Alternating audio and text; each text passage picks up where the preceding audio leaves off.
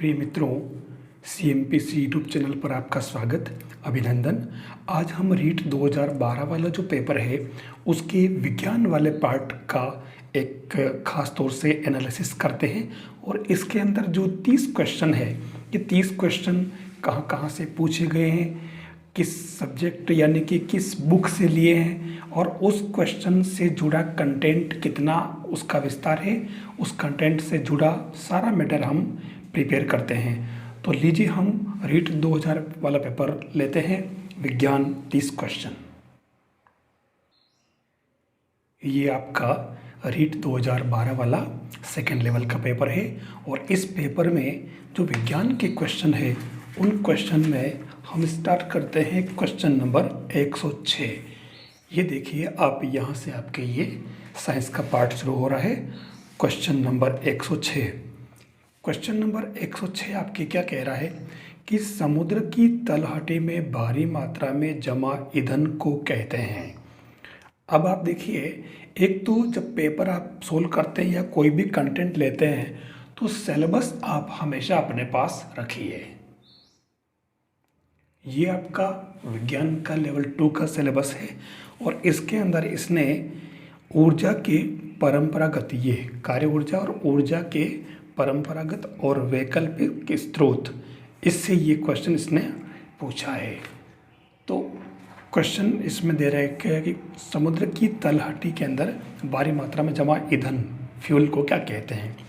देखिए, यूरेनियम पहला ऑप्शन दे रखा है क्लेथरेट, बी यूरेनियम, सी थोरियम और डी सेलुलोज। यहाँ पहला ऑप्शन ए करेक्ट है, क्लेथरेट।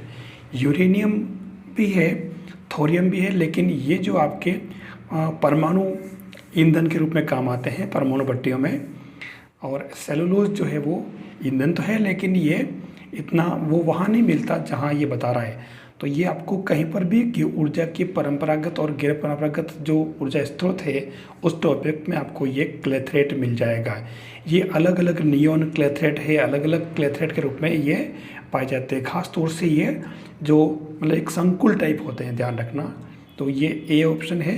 ये छोटे क्लासों में तो मुझे कहीं नज़र आया नहीं था क्वेश्चन, लेकिन है जरूर इसी के अंदर कहीं है, आपको मिल जाएगा, इसलिए पहला ऑप्शन ए सही है। दूसरा क्वेश्चन है 107 नंबर का। क्वेश्चन नंबर 7 कह रहा है कि एक वस्तु 50 डिग्री कोण पर रखे दो समतल दर्पणों के मध्य रखी गई है। समतल दर्पण में वस्तु के कितने प्रतिबिंब बनेंगे। ए 4, बी 5, सी 6 और डी 7। ये आपके डी ऑप्शन करेक्ट है, इसके अंदर 7 प्रतिबिंब बनेंगे। अब ये कहाँ से पूछा है, ये आपके 7वीं की गणित विज्ञान की किताब, और इस विज्ञान की किताब के अंदर ये डायग्राम मैं आपके पास कितनी बार प्रेजेंट कर चुका हूँ, लगभग हर पेपर में। मतलब इस टॉपिक को इसने हर पेपर में पूछा है। समकोण पर रखे दो समतल दर्पणों के मध्य रखी वस्तु के 3 प्रतिबिंब। अब यहाँ पर इसने जो कहा है आपके, वो कह रहा है कि 50 डिग्री कोण। तो जब 50 डिग्री की बात करें तो ये इसमें डायरेक्ट क्वेश्चन में दे रखा है। हमारा फॉर्मूला इसके लिए बनेगा प्रतिबिंबों की संख्या n बराबर 360 बटा दर्पण के मध्य कोण -1। ये मैं पिछले लेक्चर के अंदर भी बता चुका हूँ।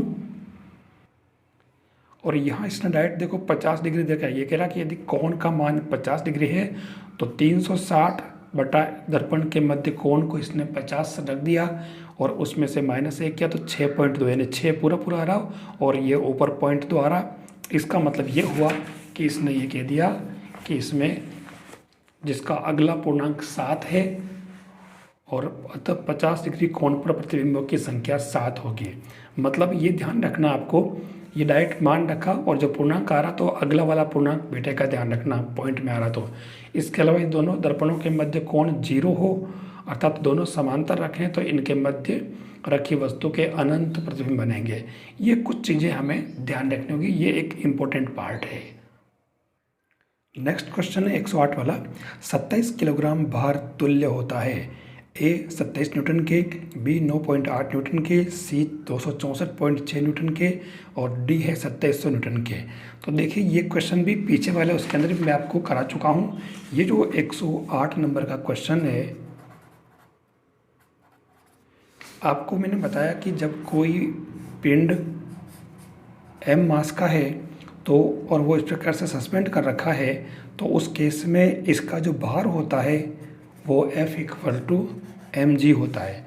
और F equal to M G, तो m यहाँ पर दे रखा 27 किलोग्राम, ध्यान देना।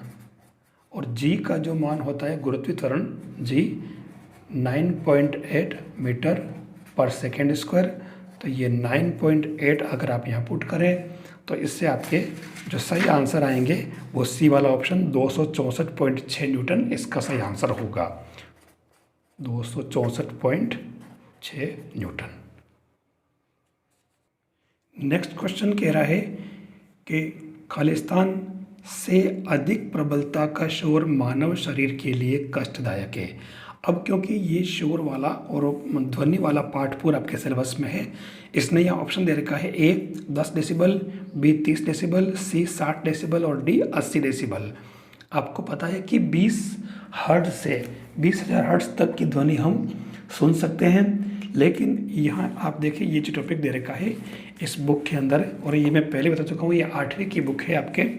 यहाँ कह रहा है कि हल्की ध्वनि जैसे श्वास लेना तीव्रता 10 डेसिबल, धीमी बातचीत की तीव्रता 20 से 30 डेसिबल और रेडियो संगीत की तीव्रता 50 से 60 डेसिबल ये अपन यूज़ कर सकते हैं, सुन सकते हैं। 50 डेसिबल तक होने पर हमें ध्वनि सामान्य कर्णप्रिय लगती है।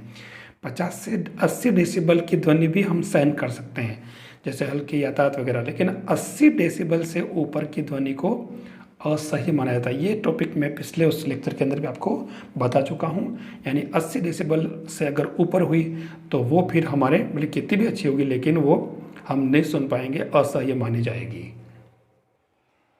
तो इसके अंदर डी ऑप्शन आपका करेक्ट होगा। 80 डेसिबल से अगर ऊपर होते ही हम उसको नहीं सुन पाएंगे।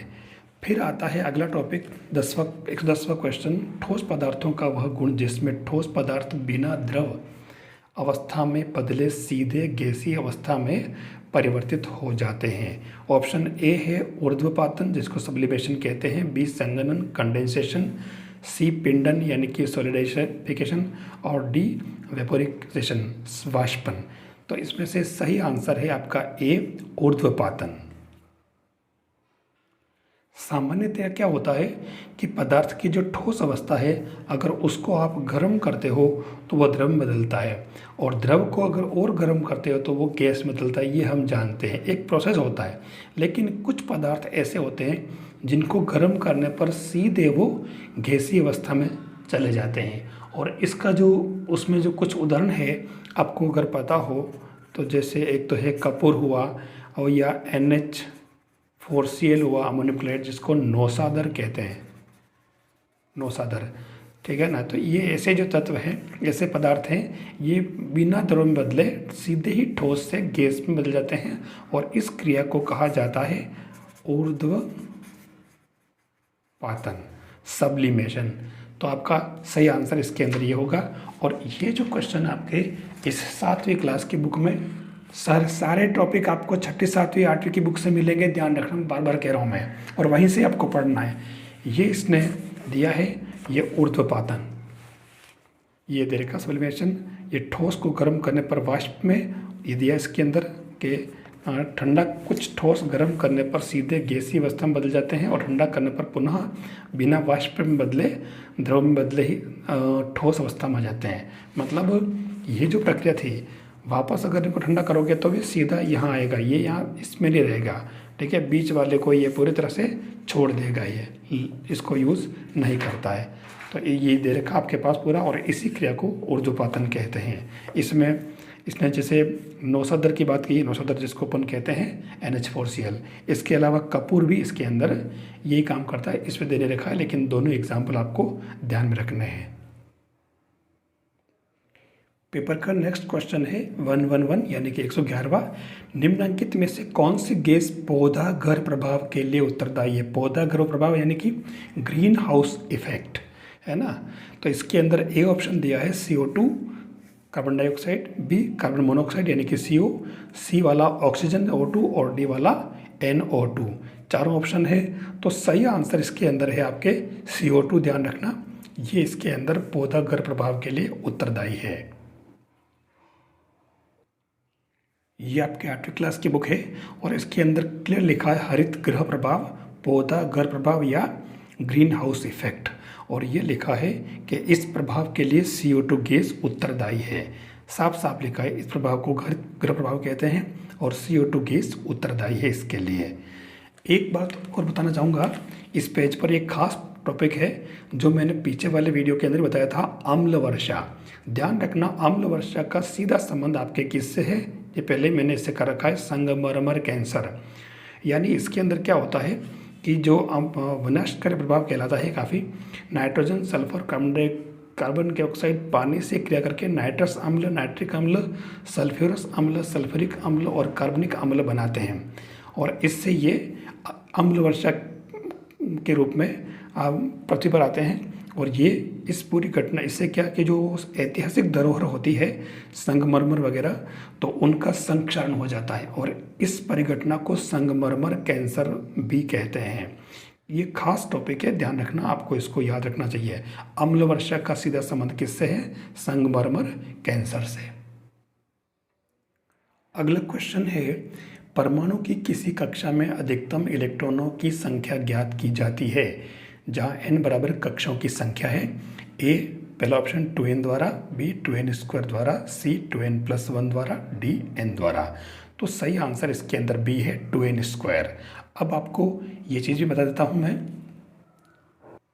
ये आपके 9th की विज्ञान है और परमाणु की स्थिति ये दे रखा है इसके अंदर कि प्रत्येक कक्षा में इलेक्ट्रॉन की संख्या 2n² होती है जहाँ n कक्ष की संख्या है। ये बोहर के जो मॉडल है, परमाणु मॉडल, उसके अकॉर्डिंग ये होता है। और इसके अंदर क्या है,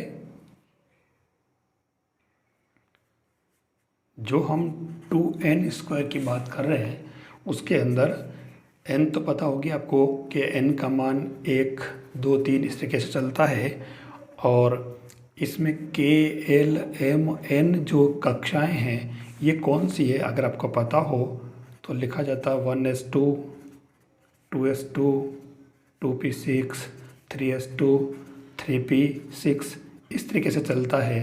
तो ये आपके ये 1 जो है ये n का मान हुआ, इसको k कोश कहेंगे। ये 2 और 2 ये दोनों मिला करके आपके l हुआ, ये 2 यानी कि ये n = 2 हुआ, ठीक है, n = 2।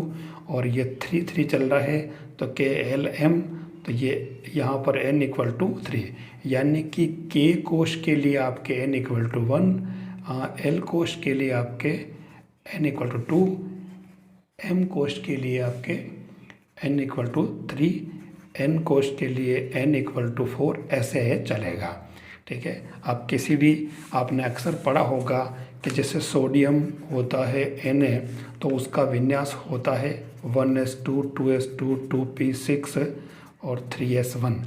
ध्यान से आप देखें, ये 2, ये 8 और ये 1। तो आपने अक्सर पढ़ा होगा कि सोडियम का 2, 8, 1 होता है, तो ये 2, 8, 1 इस तरीके से होता है। लेकिन ज़्यादा आपको डीप में जाने की ज़रूरत नहीं, खाली के एलिमेंट के बारे में ज़रूर आपको जानकारी रखनी होगी। अगला क्वेश्चन है 113, किसी तत्व का परमाणु क्रमांक द्रव्यमान संख्या क्रमशः 9, 8 मतलब 98 और 251 है, तो इसमें इलेक्ट्रॉन, प्रोटॉन और न्यूट्रॉन की संख्या क्रमशः होगी। ए में दे रखा 98, 98, 153, बी में 98, 153, 153, सी में दे रखा है 98, 98, 251 और डी 98, 98, 98। यहाँ इसने इलेक्ट्रॉन, प्रोटॉन और न्यूट्रॉन की संख्या पूछी है। देखिए, सबसे पहले मैं बता दूं आपको कि इलेक्ट्रॉन, प्रोटॉन और न्यूट्रॉन, यानी इलेक्ट्रॉन पर नेगेटिव चार्ज, प्रोटॉन पर पॉजिटिव चार्ज और न्यूट्रॉन पर कोई चार्ज नहीं होता है। एक कोई भी अगर सब्सटेंस लें तो सबसे पहले उसके अंदर सेंटर में जो न्यूक्लियस होता है, इसको न्यूक्लियस कहेंगे। न्यूक्लियस यानी नाभिक के अंदर प्रोटॉन और न्यूट्रॉन पाए जाते हैं, ये आपके नाभिक हो गया। इसके अंदर प्रोटॉन और न्यूट्रॉन होते हैं। फिर ये इस तरीके से कक्षाएं होती है आगे से आगे, तो और इसमें कक्षाओं में इलेक्ट्रॉन चक्कर लगाता है, इस प्रकार से इलेक्ट्रॉन पहरेदारी का काम करता है, ठीक है ना। जैसे मैं आपको बता दूं, मैं अगर सोडियम की बात करूं तो सोडियम में 11 परमाणु क्रमांक होता है इसका, ठीक है। तो इसमें इलेक्ट्रॉन की संख्या भी 11 हो जाएगी। तो उस केस में अगर मैं इसकी बात करूं तो ये आपके सोडियम नाभिक, तो इसमें प्रोटॉन की संख्या भी आपके 11 और न्यूट्रॉन की संख्या भी 11 हो जाएगी, ठीक है। जो इस और उसके बाद में ये पहली कक्षा, तो मैंने भी बताया था 1s2 2s2 2p6 3s2 और 6 4 10 3s1। तो ये देखिए के, ये आपके एल, ये आपके एम। तो ये आपका, ये तो हो गया आपका नाभिक, ध्यान रखना, ठीक है। ये तो नाभिक हो गया, इसके अंदर ये पहली के कक्षा, के में कितने 2 इलेक्ट्रॉन, ये 1 और 2। दूसरी कक्षा में कितने 8 है, तो 1 2 3 4 5 6 7 और 8। और तीसरी एम कक्षा, एम कोश के अंदर केवल 1 इलेक्ट्रॉन है। तो ये आपके कक्षाओं में तो होते हैं इलेक्ट्रॉन, और अंदर जो आपके, ये आपके क्या कहलाता है, नाभिक। और नाभिक में प्रोटॉन प्लस न्यूट्रॉन पाए जाते हैं। अब आपको बता दूं मैं, एक फॉर्मूला होता है A बराबर Z+N, जहाँ पर A और Z, A तो आपके मतलब Z और N तो क्या हो गया, न्यूट्रॉन, ठीक है। और Z आपके हो गया परमाणु क्रमांक, और A हो गया आपके परमाणु द्रव्यमान, ठीक है। ये फॉर्मूला आपको ध्यान रखना है, A = Z+N, और यही फॉर्मूला यहाँ यूज़ करना है। इस क्वेश्चन में आपके परमाणु क्रमांक Z क्या दे रखा, इस क्वेश्चन में Z = दे रखा आपके 98, ये 98, और परमाणु द्रव्यमान संख्या, जिसको मैंने यहाँ परमाणु द्रव्यमान लिखा है, दोनों एक ही बात है। तो ये आपके ए जो हुआ वो 251 हुआ। अब इस फॉर्मूले को आप अप्लाई करें, ठीक है। तो इसके अंदर n कितना आएगा, n = A - Z, मतलब n = A आपके 251 और ये 98, तो आपके ये 200 और कितने बन जाएंगे, 153, ये 153। मतलब आपके इसके अंदर जो पूछा था इलेक्ट्रॉन, तो इलेक्ट्रॉन तो इसके अंदर जैसे सोडियम में 11 परमाणु क्रमांक था, तो इलेक्ट्रॉन भी 11 होंगे, यानी जितने परमाणु क्रमांक होते हैं उतने ही उसके इलेक्ट्रॉन की संख्या होती है। तो अब यहाँ पर इसमें 98 जो है इसका परमाणु क्रमांक है, तो आपके इलेक्ट्रॉन कितने हो गए, 98। फिर इसने कहा द्रव्यमान संख्या 251 है, ठीक है। तो द्रव्यमान संख्या से अपन ने ये न्यूट्रॉन निकाल लिया है, न्यूट्रॉन कितने आए, 153। अब ध्यान रखना, प्रोटॉन मैंने अभी इसके अंदर लिख बताया था, सोडियम में प्रोटॉन भी 11 और न्यूट्रॉन भी 11 होता है, जो नाभिक के अंदर होते हैं, दोनों ही समान होते हैं, मतलब जितने इलेक्ट्रॉन होते हैं उतने ही प्रोटॉन होते हैं, खास तौर से ध्यान रखना है। तो ये यहाँ पर आपके क्या आ गया, ए वाला ऑप्शन करेक्ट है, 98 हो जाएगा। इसमें इलेक्ट्रॉन 98 क्योंकि परमाणु क्रमांक 98, ठीक है। और दूसरा प्रोटॉन भी 98 क्योंकि नाभिक के अंदर इलेक्ट्रॉन के बराबर ही प्रोटॉन की संख्या होती है। और तीसरा द्रव्यमान संख्या, जो आपके ए का मान 153 मैंने भी निकाल के बता दिया। तो ये आपको ध्यान में रखना है। मैं यहाँ एक काम करता हूँ, ये वाला फॉर्मूला यहाँ डाल देता हूँ, A = Z+N, ताकि इन फ्यूचर कोई पढ़े तो सुविधा होगी उसके उनके लिए। अगला क्वेश्चन है 114 वाला, फिल्म और नाटक के मंच पर कृत्रिम धुआं अथवा बादल दर्शाने के लिए निम्नलिखित में से किसका उपयोग किया जाता है। पहला ऑप्शन है द्रव ऑक्सीजन, बी द्रव हाइड्रोजन, सी द्रव कार्बन डाइऑक्साइड और डी द्रव नाइट्रोजन। अब यहाँ ऑप्शन इसमें जो करेक्ट है वो डी वाला है, द्रव नाइट्रोजन।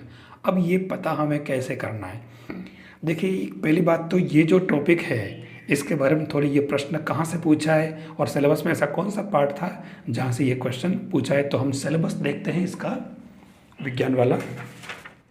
ये सिलेबस आप देखिए,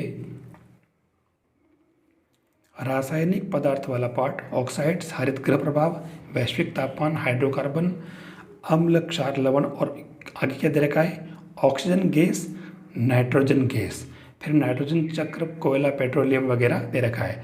यानी सिलेबस के अंदर आपको ऑक्सीजन गैस और नाइट्रोजन गैस क्लियर दे रखा है, ध्यान देना, ये ऑक्सीजन और ये नाइट्रोजन गैस।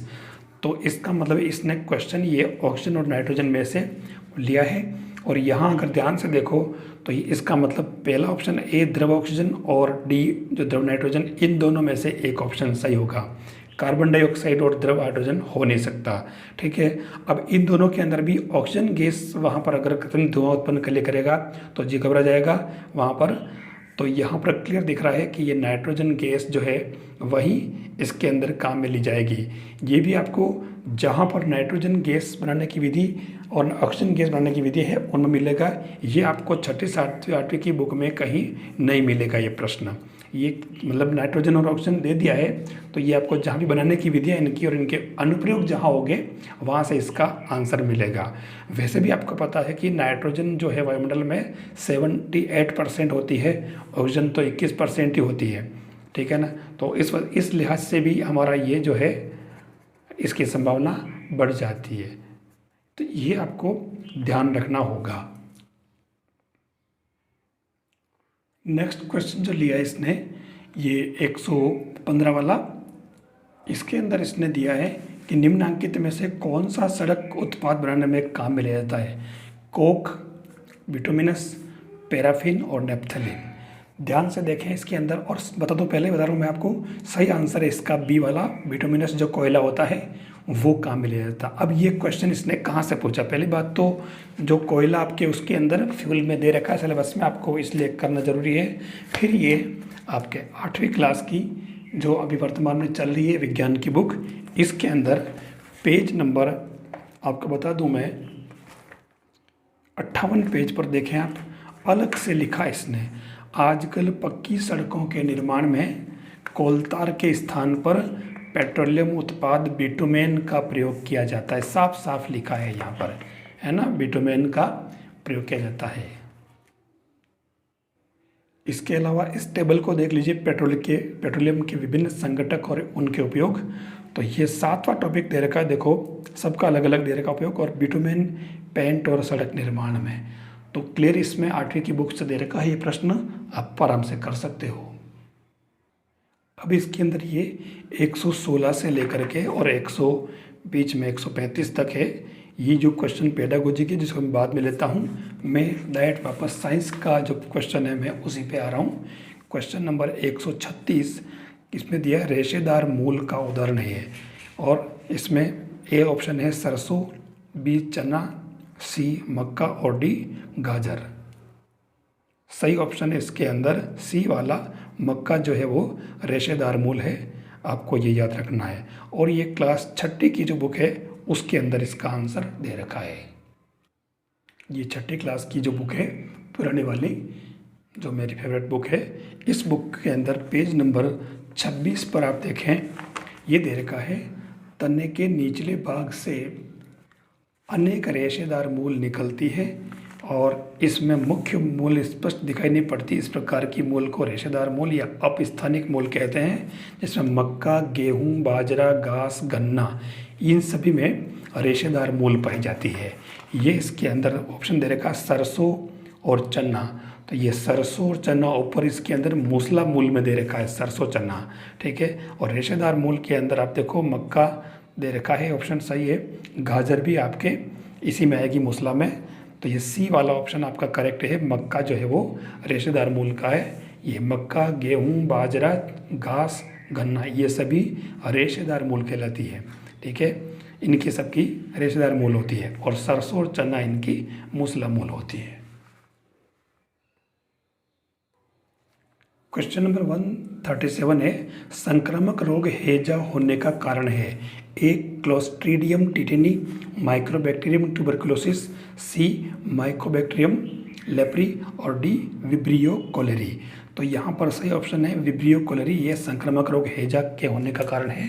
और इसका जो मैं आपको फिर से वही 8वीं क्लास की जो बुक है ये वाली, और इस बुक के अंदर पेज नंबर 84 और 83 ये पूरी टेबल मैंने आपको बताई है। और ये आपके हैजा दे रखा है सेकंड नंबर पे। ऊपर क्षय रोग था, ये क्षय, हैजा, टाइफाइड सारे दे रखे हैं, पोलियो वगैरह। तो ये जीवाणु इसका है विब्रियो कॉलेरी, ये इसका सही आंसर है। हमें ये सब पता होना चाहिए। टिटेनी, ट्यूबरकुलोसिस, माइक्रोबैक्टीरियम लेप्री, ये सब अपने को पता होना चाहिए। ये दे रखा है, जैसे इसके अंदर मान लो माइक्रोबैक्टीरियम ट्यूबरकुलोसिस, ये क्षय रोग का है, ध्यान रखना। ये देना माइक्रोबैक्टीरियम ट्यूबरकुलोसिस, ये क्षय रोग का है, ठीक है। लेप्री जो ये है कुष्ठ रोग का है, ये इसमें दे रखा होगा इसका ही, या इसके अंदर नहीं दिया, आगे कहीं मिल जाएगा, ये कुष्ठ रोग का है। अगला क्वेश्चन है, इसके अंदर कुछ जीव जंतु पेड़ पौधे जंतुओं को भोजन के रूप में ग्रहण करते हैं, एक कॉमन प्रश्न है। तो ये सर्वाहारी कहलाएंगे, ऑप्शन ए वाला करेक्ट है। इसके अंदर मैंने 4 ऑप्शन नहीं दिए, इसके अंदर शाकाहारी परभक्षी दे रखे आंसर है, लेकिन अपने ए वाला सही आंसर है। अगला जो क्वेश्चन है, पेनिसिलिन नामक औषधि प्राप्त की जाती है विषाणु से, जीवाणु से, कवक से और शैवाल से। देखिए ऐसा क्वेश्चन अक्सर हमारे मिस्टेक कर जाता है और हम रॉन्ग करके आ जाते हैं, ध्यान रखना। तो मैं ये आपको बताता हूँ, क्लास 6 की 131 पेज पर इसका आंसर दे रखा है। ये आपकी वो 6 की विज्ञान, और इसके अंदर यहाँ दे रखा है क्लियर, ये पेनिसिलिन नामक औषधि पेनिसिलियम नामक कवक से बनाई जाती है। और भी बहुत सारी बुक्स के अंदर मिल जाएगा, कोई विशेष बात नहीं है। यहाँ इस पेज पर मैंने पिछले वाले लेक्चर के अंदर ही मैंने ये पेज खोला था आपके लिए। यहाँ एक तो क्लोरेला नामक एक कोशिकीय जीव द्वारा खाद्य सामग्री बनाई जाती है। दूसरा क्लोस्ट्रीडियम बाटुलिनम जीवाणु द्वारा विटामिन B12 नामक औषधि बनाई जाती है। तीसरा पेनिसिलियम हो गया। और एक ये मटर के पौधे की जड़ों में उपस्थित राइजोबियम नामक जीवाणु वायुमंडल की नाइट्रोजन को नाइट्रेट में बदल देता है। ये 2-3 टॉपिक जो है हमें ध्यान रखने होंगे। अगला क्वेश्चन है 140 वाला। देखिए बहुत ही शानदार क्वेश्चन पूछा है। मेंढक के लार्वा का वयस्क में रूपांतरण को कायांतरण कहते हैं। कायांतरण का नियमन होता है ए थायरोक्सिन हार्मोन से, दूसरा वृद्धि हार्मोन से, एड्रेनलिन हार्मोन से और इंसुलिन हार्मोन से। डायरेक्ट टॉपिक उठाया और टॉपिक से क्वेश्चन पूछा, और ये 8वीं क्लास की बुक में 120 पेज पर इसका आंसर है। और ये देखिए, ये जो आपका टॉपिक है इसके अंदर बता रखा है थायराइड ग्रंथि के बारे में ये, और इसमें क्लियर ये यहाँ लिखा है। ये देखिए, कीट एवं मेंढक में जीवन चक्र पूर्ण करने में हार्मोन का योगदान। यह लिखा है लार्वा से वयस्क बनने के इस परिवर्तन को कायांतरण कहते हैं। कीटों में कायांतरण का नियंत्रण जो होता है वो कीट हार्मोन द्वारा होता है, और मेंढक में थायराइड द्वारा स्रावित हार्मोन थायरोक्सिन इसका नियमन करता है। क्लियर ये लाइन लिखी इसके अंदर। थायरोक्सिन के उत्पादन के लिए जल में आयोडीन की उपस्थिति आवश्यक है। यदि जल में जिसमें टेडपोल वृद्धि कर रहे हैं पर्याप्त मात्रा में आयोडीन नहीं है तो टेडपोल वयस्क मेंढक में परिवर्तित नहीं हो सकते। ये हमें पता है। मेन अपने को थायरोक्सिन हार्मोन, तो ये कायांतरण का जो नियमन करता है ये थायरोक्सिन हार्मोन करता है। नेक्स्ट क्वेश्चन है, निम्नांकित में से किस ग्रह के प्राकृतिक उपग्रह नहीं है? ए मंगल, बी पृथ्वी, सी बृहस्पति और शुक्र, तो डी वाला। तो इसमें सही आंसर है डी, शुक्र ग्रह का कोई भी प्राकृतिक उपग्रह नहीं है। मंगल के 2 होते हैं, पृथ्वी का 1 अपन जानते हैं, बृहस्पति के 16 है, और शुक्र का कोई भी प्राकृतिक उपग्रह नहीं है। और ये आपके 8वीं की बुक में क्लियर लिखा है, ये शुक्र ग्रह है और ये चमकीला ग्रह आकाश में अपन जानते हैं। और इसके अंदर दे रखा है ये शुक्र का अपना कोई उपग्रह नहीं है, ये अपने को याद रखना। और यह पूर्व से पश्चिम की ओर घूर्णन करता है, जबकि पृथ्वी पश्चिम से पूर्व की ओर गति करती है। ये कुछ जो तथ्य इसमें हमें याद रखने हैं। नेक्स्ट क्वेश्चन है 142वां, लेज़र की खोज किसने की? लेज़र, पहली बात तो लेज़र किरणों के लेज़र के बारे में अपन सब जानते हैं, और लेज़र की फुल फॉर्म होती है light amplification of stimulate emitted by rays. तो यहाँ पर कहने का मतलब 4 ऑप्शन दे रखे हैं इसने, W.K. Röntgen, गाउडफ्री Hounsfield, Theodore Memon और अल्बर्ट आइंस्टीन। ये आपको इन छोटे क्लासों में कहीं भी नहीं मिलेगा, आपको इसको अलग से ही पढ़ना पड़ेगा कहीं से। सही आंसर इसका सी है, थियोडोर मेमन। मैं आपको बता दूं कि ये थियोडोर मेमन जो है लेज़र का उपयोग करना, ये इसने कोई स्पेशल इसके लिए कोई काम नहीं किया। ये अचानक ही इसको इसके बारे में जानकारी मिली थी। अपनी पत्नी के किसी ऑपरेशन में वह कुछ ऐसे एक्सपेरिमेंट कर रहा था, तो वहाँ पर इसको जानकारी मिली इसकी, और फिर उसने इस पर काम किया। तो थियोडोर मेमन जो इसका सही आंसर है, आपको ध्यान देना है। अच्छा, लेज़र के बारे में थोड़ी स्टडी पूरी कर लेनी, क्योंकि आपके इस नाम से टॉपिक दे रखा पूरा सिलेबस में।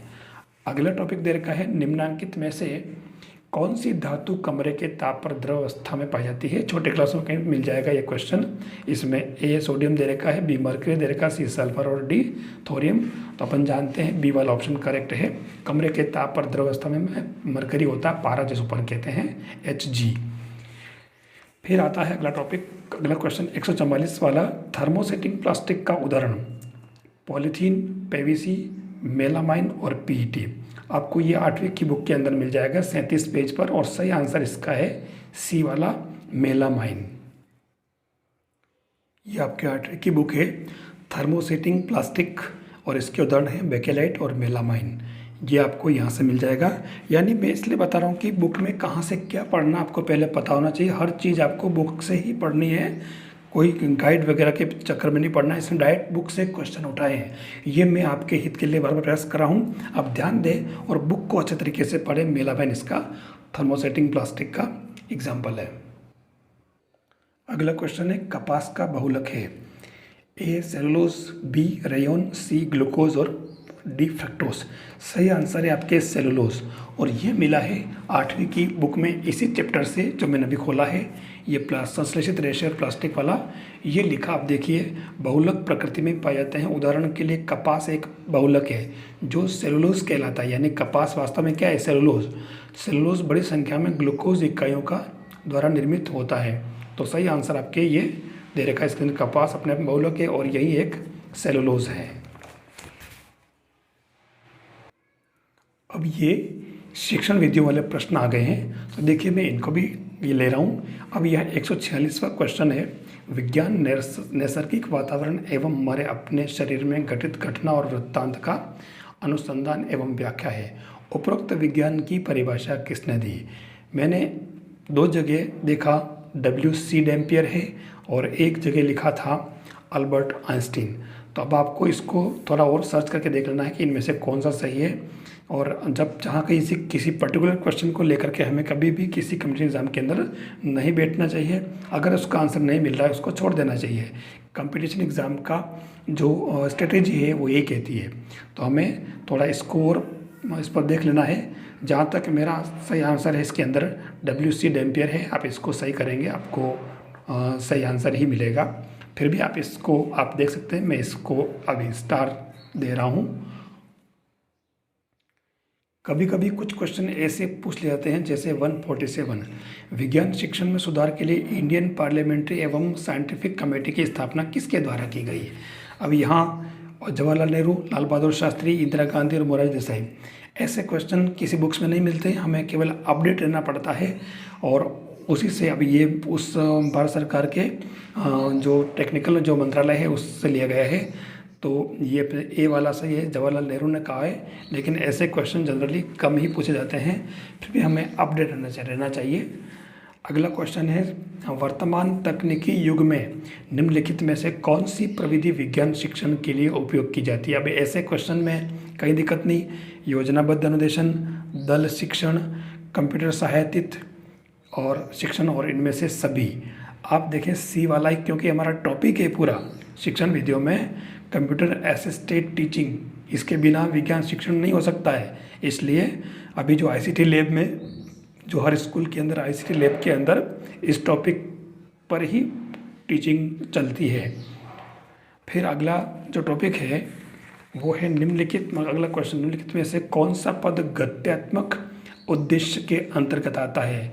साइकोमोटर ऑब्जेक्टिव, ठीक है। गत्यात्मक उद्देश्य पहला है व्यवस्थापन, ऑर्गेनाइजेशन, प्रत्यक्षीकरण, परसेप्शन, अनुकूलन, सी वैल्यूइंग और डी विश्लेषण। देखिए आपको अगर पता हो, अब इसमें बी वाला ऑप्शन दे रखा है। मैंने कहा इन जब ऐसे प्रश्न आए तो हमें इंग्लिश वर्ड ज़रूर देखने चाहिए। आपको अगर पता हो तो अभी जस्ट मैंने एक छोटा सा वीडियो डाला था जो हमारा समर कैंप में एक प्रोग्राम चल रहा है ज्ञानोत्सव, उसके अंदर मैंने जो मेरी वो एडिटिंग के अंदर शुरुआत में मैंने नाम लिखे हैं, तो उस प्रोग्राम के हमारे जो चीफ थे वो उसके अंदर हमारे राजसमंद के जिला कलेक्टर थे। तो उन जिला कलेक्टर के ब्रैकेट में मैंने लिखा था पर्सपेक्टिव एंड प्लानिंग, ये उसके अंदर वर्ड था। यानी इस कार्यक्रम को गति देने, मतलब वो कार्यक्रम गतिशील में रहे, तो वो पर्सपेक्टिव में दे रखा है, तो वो ये वर्ड उसी से मिलता जुलता आप देखना, मैंने उसमें दे रखा है ये वर्ड। तो ये बी वाला ऑप्शन इसके अंदर करेक्ट है। फिर अगला आ रहा है टैक्सोनॉमी ऑफ एजुकेशनल एम्स और ऑब्जेक्टिव इज गिवन बाई। तो ये सबको पता है, कोई विशेष बात नहीं है। इसके अंदर BS ब्लूम है, ब्लूम की टैक्सोनॉमी है, आप सभी को पता है, ठीक है। हालांकि इसके अंदर क्रॉथवोल, रॉबर्ट मेगर, इन्होंने भी इस संदर्भ में काम किया है, लेकिन मेन हमारे इसके अंदर बी वाला ही सही है। फिर भी आप इनके बारे में भी स्टडी कर सकते हो, मेन हमारे BS ब्लूम ही है। फिर शिक्षण विधियों में कुछ और प्रश्न रह गई है 116 वाला, कि निम्नलिखित में से कौन सी बाल केंद्रित विधि नहीं है? A व्याख्यान विधि, B प्रोजेक्ट विधि, C प्रयोग विधि और D प्रयोगशाला विधि। तो इसके अंदर A वाला व्याख्यान विधि अपन जानते हैं वो हो नहीं सकती बच्चों के लिए।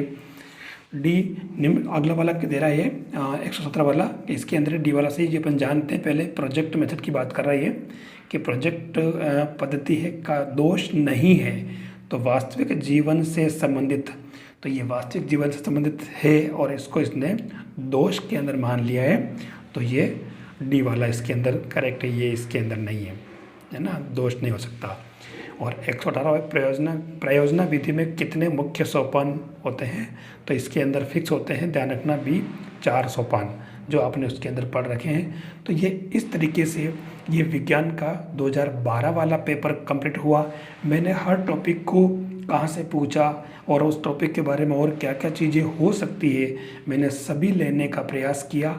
आपको समझ में आया होगा, और अगर आपको ये टॉपिक अच्छा लगा हो, ये लेक्चर अच्छा लगा हो, तो आप इस CMPC यूट्यूब चैनल को सब्सक्राइब करें, वीडियो को लाइक करें, अपने साथियों को शेयर करें, और साथ ही जो CMPC बाय KLP सर के नाम से टेलीग्राम चैनल है आप उसको भी ज्वाइन करें। आपको टाइम पे आपका अपडेट्स जो मिलता रहेगा, कब कौन सा वीडियो कौन सा लेक्चर आने वाला है आपको पता चल जाएगा इससे।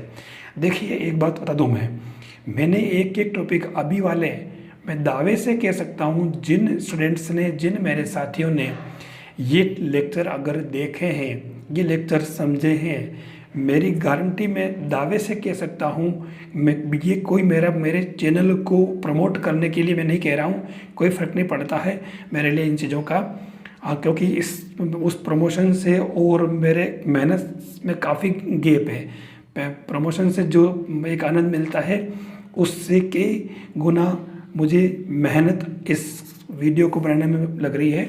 मेरे को आनंद तभी आएगा कि जब आपका सिलेक्शन होगा। तो ये जो लेक्चर मैं दे रहा हूँ आपको अभी के, खासतौर से रीट के लिए, अगर आपने इन लेक्चर्स को देख लिया, इनको समझ लिया और मैंने जो बताई है उन बुक्स को पढ़ा है, आपका सिलेक्शन चाहे फर्स्ट लेवल हो, मतलब क्वालिफाइंग एग्ज़ाम हो, चाहे मेन एग्ज़ाम हो, आप दोनों में आराम से बिना किसी टेंशन के आपका सिलेक्शन हो सकता है। मतलब हो जाएगा, सकता नहीं है, हो जाएगा, मुझे इतना विश्वास है।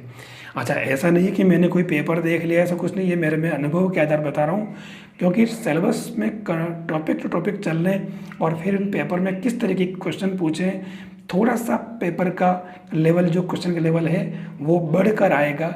तो हमें इस हिसाब से प्रिपेयर रहना चाहिए और पेपर को ज़रूर हमें ऑब्जर्व करना चाहिए। पेपर का मतलब ये नहीं कि आप केवल प्रश्न ही हल करें, इस प्रश्न को कहाँ से पूछा गया और अमुक प्रश्न जो लिया है वो सिलेबस में किस कंटेंट से जुड़ा ये क्वेश्चन है, और अब उस कंटेंट से आसपास उसके इर्द गिर्द कौन कौन सी चीज़ें बची है वो हमें प्रिपेयर करनी है, ताकि हमारा क्वेश्चन जो आएगा उसके आसपास से आएगा और वो बिल्कुल सही एग्ज़ाम में अपन कर पाएंगे। तो नेक्स्ट लेक्चर के लिए अपन मिलते हैं, तब तक के लिए थैंक्स।